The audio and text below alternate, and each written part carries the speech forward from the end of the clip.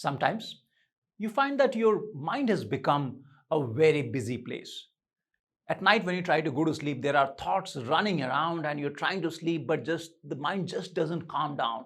You're trying to remember this task, that to do, something's coming up. All those things, they just keep bothering you and you have no idea what to do. Or you wake up in the morning, and the moment you wake up, suddenly once again the mad rush starts in your brain. Or maybe during the day, you're just trying to remember too many things and you're just feeling like my God, there is so much to do. In fact, I don't even remember, like so many things out there, nothing is moving. All these situations, they happen when we are trying to store a lot of information in our working memory. And the problem is that our long-term memory is huge. You will remember things that happened 10, 15, 20 years back, and in some cases, you might remember them very, very precisely. And yet, our working memory, which is used to store information temporarily, it is very, very small, it's very limited. And that is the reason why we are not able, when we have too much going on, we just feel overwhelmed. It's literally like things are overflowing. All right. And today I'm going to explain to you and talk to you about why this happens, when does it happen, and what we can do to solve this problem. All right, let's do it. Okay, so let's first understand why is this problem there in the first place, for which we need to understand the limitations of working memory. Now, it's a detailed topic, maybe some other video I can go into in more detail, but today I just want to give you like a quick high-level idea. If I ask you to remember something, let's say, let's play a real game. I'm going to give you some numbers, okay? You have to just remember those digits. Are you ready? Shall we do it? Okay. 3724. Pretty easy. I'm sure you remember that. Okay. Let's try again. 51208. No big deal. Let's try more. 370453. Most likely you remember it. Let's try again. 9725310. Now it is going to be a little challenging. So what I did was I gave you some digits, and most of us can store about 7 digits in our brain. Okay, 7 digits plus minus 2, that's the range. Some people can store up to 8, some people can store a little bit less, but 7 is the most common number. In fact, when you're trying to read book or trying to understand anything, that information first goes into your working memory, and then from there, when you understand it, when you say, okay, I have absorbed this, I have understood it, what happens then? Then it's going from your working memory to your long-term memory. All right. So the working memory is very limited. And when you have too much stuff going on, so as an example, if let's say we work in a company and I'm your boss and I tell you, don't forget tomorrow this particular meeting is there, and don't forget to send that email out and just call this guy and make sure this happens. If I tell you like these 3, 4, 5 things, you're trying to now hold all of that in your brain, and remember your working memory, it's very limited, and you will suddenly feel like there's just too much going on, and you will get stressed, anxious, and if this keeps happening, it can make you feel it can cause severe anxiety. All right. And when you go home, you try to sleep, naturally your mind cannot calm down. All right. So when our working memory gets overloaded, that is when this overwhelm happens. And it gets overloaded, like I said, when there are just too many things happening which you're trying to remember. There is one more scenario which you need to know. There's something in psychology called the Zeigarnik Effect. Okay, and what it says is something very simple. If you're working on a task, let's say you're typing an email, and you've typed like 2 or 3 sentences. In the middle of it, for some reason, you remember some other task. You go and open a Google Doc, you work on that for like 2 minutes, and then you remember, oh no, what about I need to reply to somebody's message. Now you leave that and go somewhere else. Now what has happened? You have left an email incomplete. There's a Google Doc you're working on which is left incomplete because you are switching, and now you're working on something else. Now all these things that are left incomplete, your brain is sort of does not want to let go of them because it feels that maybe if you let go of them, you'll just forget and something bad will happen. So anything that is incomplete, if you leave something incomplete, your mind will try to retain that information, not let go. And it's again trying to store all that information and make sure you remember it, and you feel overloaded. All right. So these are situations in which your brain is storing way more than is necessary. And what is the solution to all this? Solution is pretty simple. Something which I like to call brain dump. In fact, a lot of people use that term. And here is what I want you to do.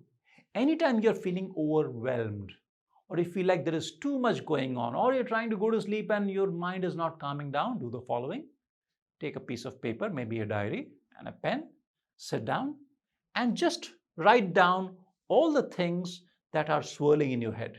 Okay, don't worry about solving it. We will figure out, that's the next step. Let's first put them down. Task number 1, task number 2, this person said that meeting I need to schedule. I have no idea what's happening here. It could even just be like a random worry. Maybe it need not be a task. You're just worried about how will I repay my credit card bill next month, just as an example. Write it down. Or my home loan, will it be approved or not? Your mind is just going round and round. I did not submit the document. Write it down. Put everything down, whether it's a to-do or a worry or whatever. And once it's there on a piece of paper, now your mind is able to let go. Remember the Zeigarnik Effect, anything which is incomplete, your mind is trying to grab it. Now it's written down and then it becomes part of your task management process. You can decide to do it tomorrow or next week. So that's, we're not getting into that part today. Maybe we can discuss some other day, but at least it's out of your mind on a piece of paper. Sometimes when you do this, your mind, it may not click. You may not sure. You may be thinking, what do I write about? So I'll give you just some simple questions which you can use as a prompt. So as an example, you could ask a question. What is it that is bothering me right now? Put that question and then put down 1, 2, 3, 4, 5, 6, all those things. Alternatively, you could ask, what is it that is, what are the things that are remaining incomplete and I'm worrying about them? So what tasks are remaining incomplete? That could be a prompt. It'll make you think. Or it could be, what do I want to accomplish tomorrow? Or what I want to accomplish, let's say, next week. You can use any of these prompts in case your thoughts don't flow automatically. And then just put down all those things. All right. Now, once they're on a piece of paper, tell yourself, you're not going to forget it. It's right there. Let go. And now tomorrow or day after, or whenever you start, whenever the time comes to work on them, you can work on them. All right. So this is how you put those tasks down. One question you might have is, how is brain dump different from, let's say, writing a journal? All right. So there's a small difference. In case of a journal, we encourage you to have a conversation with yourself. So there you go deep into some things that are on your mind. In fact, I have made a video on journaling. You can refer to that. But right now, this should be sufficient. All right. Finally, once you put these things down, then you will have to have some system or some mechanism to see how you want to handle. There are a lot of systems out there. There's something for getting things done. I'm not getting into it, but now I leave it to you to figure out how you want to take it forward in terms of acting on those points. Now, coming back to our brain dump, one last question is, when should you do it? Should you do it in the morning, in the evening, at night, once a day, once a week? So here's the thing. It's really up to you, but one timing which I think will work very well for a lot of us is right before you go to sleep. Why is that? Because the whole day you've been busy, a lot of things have come up, so your mind is sort of grabbing different fragments of information, trying to make sure you don't forget or you are on top of things. Now, before you go to sleep, just spend 5-10 minutes, do a brain dump, put everything down. Now your mind will automatically, it'll be at peace. That, okay, I'm not going to forget these things. Let me sleep comfortably. There's nothing to worry. Tomorrow I can restart or I can work on these points. So before sleep is a great time. Second is, anytime during the day you're feeling very agitated.